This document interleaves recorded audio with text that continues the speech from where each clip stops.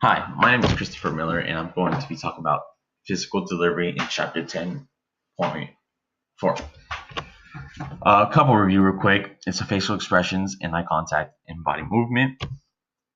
Facial expressions is typically what we use every day interacting with someone, even animals. And the picture in the bottom shows a couple examples of people showing surprise, confused, or happy, thinking, or like, wow. Something that we typically use every day. I know I do for a fact. I when I go walk into work and I want to say hi to a friend of mine, I just typically, hey, how's it going? Like I show a happy face.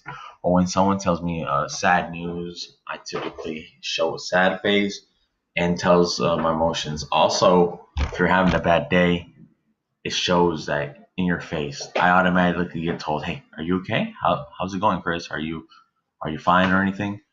It's just that people can tell automatically by your face expressions of if you're whether fine or not.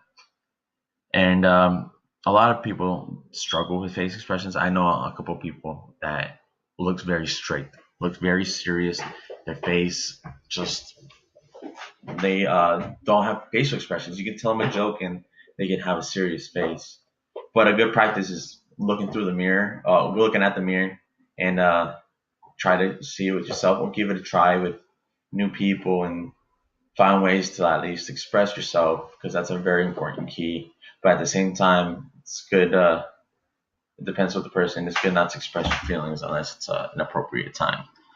Face expression sets the mood of the audience. So if I'm happy, that can give a little positive vibe and pumped up, and that's what I've read in there. Especially if you're speaking to a large crowd, if you're gonna be, you should be smiling all the time so they can have a little positive thinking and be able to listen more into the conversation. Eye contact is very important as well. The audience is paying attention of the speaker who is making eye contact. So as the speaker, you're supposed to look around, typically with different people.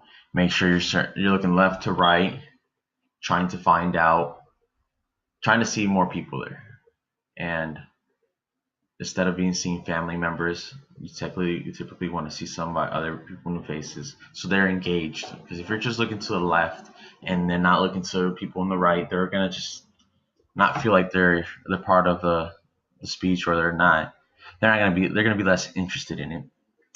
Not everyone is comfortable with eye contact, depending on the country and the culture they're raised in. I know a few people actually that don't look at me in the eyes, and that's pretty hard for me because I typically do it, especially during interviews or to people, because I see I see that they're interested with what I'm saying if they're making direct eye contact. But there's people that are antisocial and do not like to look at each other's eyes because they're afraid to talk, or everybody's different, and whether people were raised as well, they're not allowed to make eye contact because that's of a disrespect.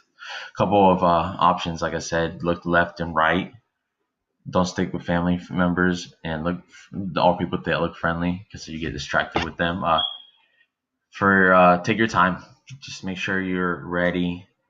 Look left and right, see how many people are there, so you can just keep going with emotions. And then before saying anything, I would recommend looking around. That's what happens in graduations a lot. They typically look left and right and say, wow, what an amazing crowd I have, or wow, so many people here.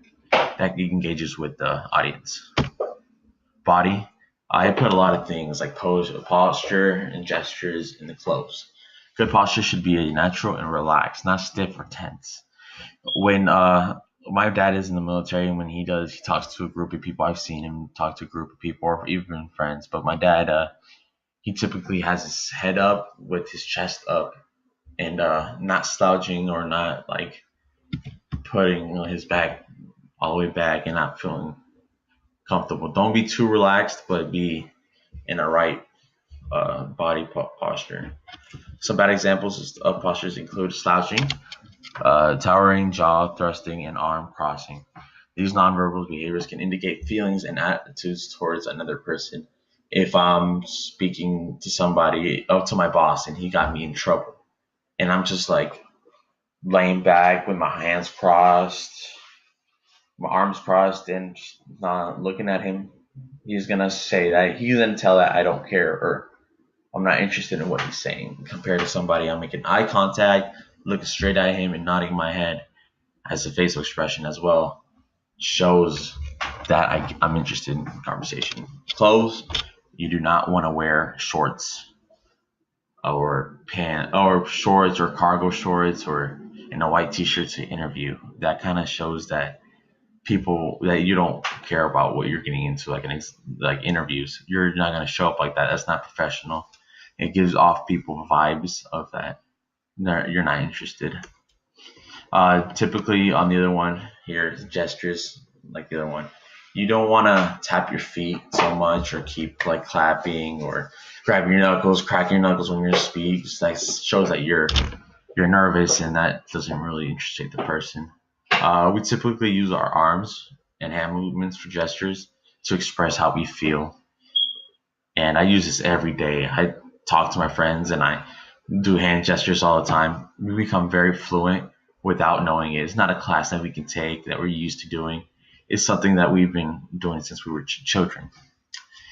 And also, don't move around too much because a lot of people don't notice that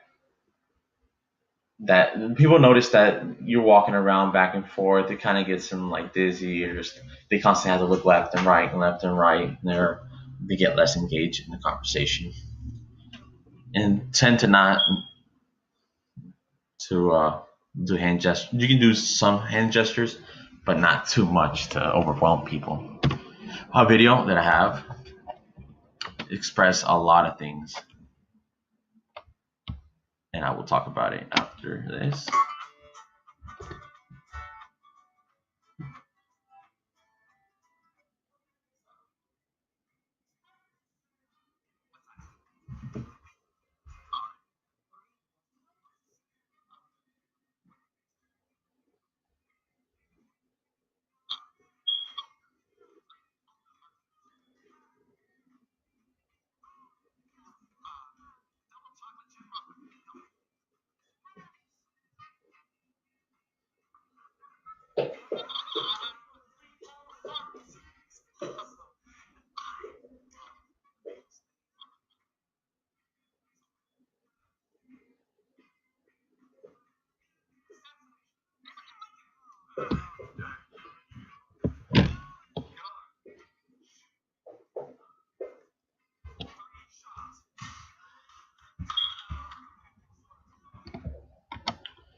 That video shows a little bit on how he's doing face expressions. He's doing a bunch of nonverbals. He's not speaking.